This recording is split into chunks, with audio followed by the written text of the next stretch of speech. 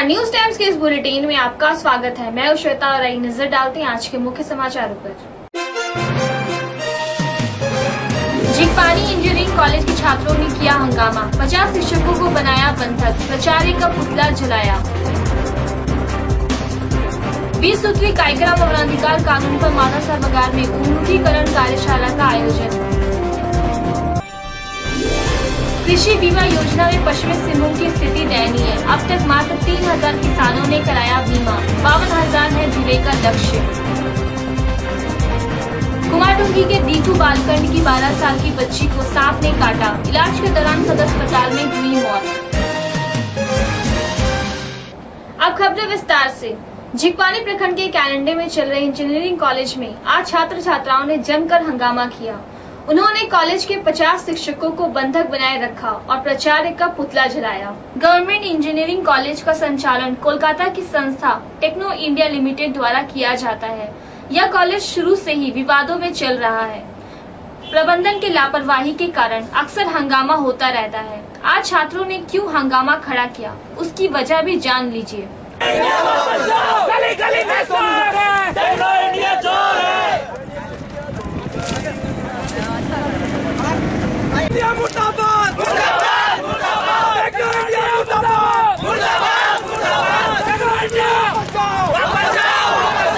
तौर पे इस लेटर में हमें ये प्रॉमिस लेटर दिया गया था। इसमें साफ तौर पे बताया गया था कि अप्रैल या मई 2016 में इस बार आपके कॉलेज का नाम वेबसाइट में AICTE पोर्टल में चेंज हो जाएगा। पुराने नाम जो है टेक्नो इंडिया चाईबासा, उसको सरकार बहुत पहले ही दूसरे नाम से चलाने के लिए इनको लिखित सूचना दे चुकी थी कि अब आपका college government college Chaibasa run and manage by techno India के नाम से चालू, जो कि लेटर पैड देख रहे हैं गवर्नमेंट कॉलेज चाईबासा, कहीं भी इसमें AICTE से अप्रूवल नहीं है और अभी तक कहीं इसका एग्जिस्टेंस नहीं है। सिर्फ झारखंड सरकार के फाइलों में ये चीज़ दबा हुआ है कि आपका कॉलेज झारखंड में है और गवर्नमेंट कॉलेज के नाम से रन होगा, लेकिन वो अभी तक कहीं दिखा नहीं। एडमिशन लिए थे तो काउंसलिंग में गवर्नमेंट इंजीनियरिंग कॉलेज चाईबासा इस नेम से हम लोग क्या एडमिशन लिए थे, सीट अलॉटमेंट इस नेम से हुआ था।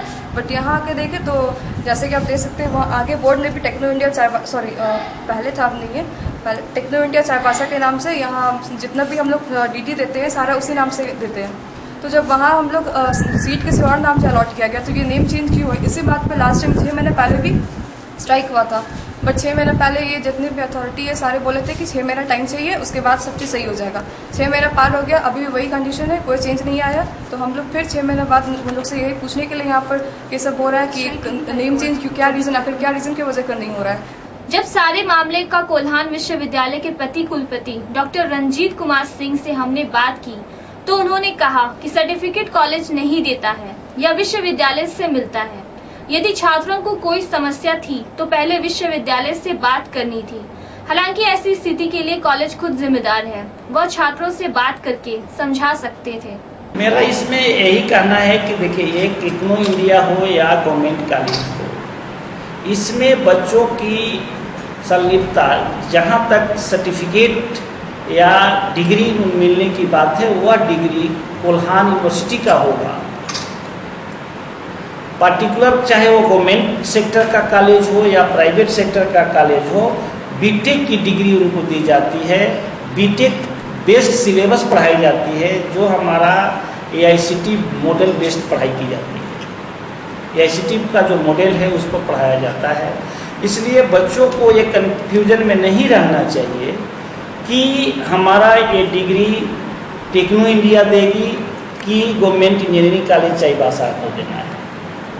यह डिग्री संबंध जहाँ भी होता है वह कोल्हान विश्वविद्यालय से उनको मिलेगा। आम जनता के विकास के लिए 20 सूत्री कार्यक्रम बहुत अहम होता है, लेकिन इसके बारे में सबको पूरी जानकारी नहीं होती है।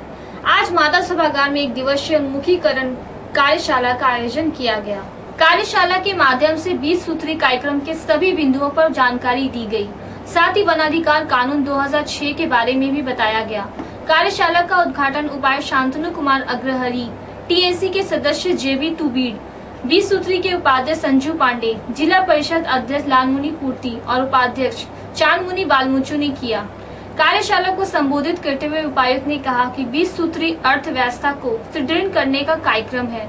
इसके जरिए आर्थिक रूप से कमजोर लोगों को जीविकोपार्जन का बढ़ावा दिया जाता है। वनाधिकार कानून किनके लिए है, इसके बारे में भी उपायुक्त ने विस्तार से जानकारी दी।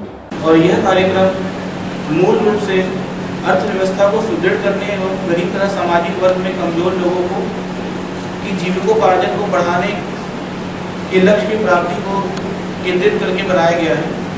परंतु इन 20 पॉइंट्स में अगर देखा जाए तो जो 10वां पॉइंट है वो वास्तव में अनुसूचित जनजाति अनुसूचित जाति के विकास से विशेषता संबंधित है और उसी विकास की एक कड़ी संबंधित है कि वो समाज के वह लोग जो वन फॉरेस्ट प्रोडक्ट या वन उत्पाद के ऊपर इनकी जीविका निर्भर होती है उनके विकास से संबंधित है।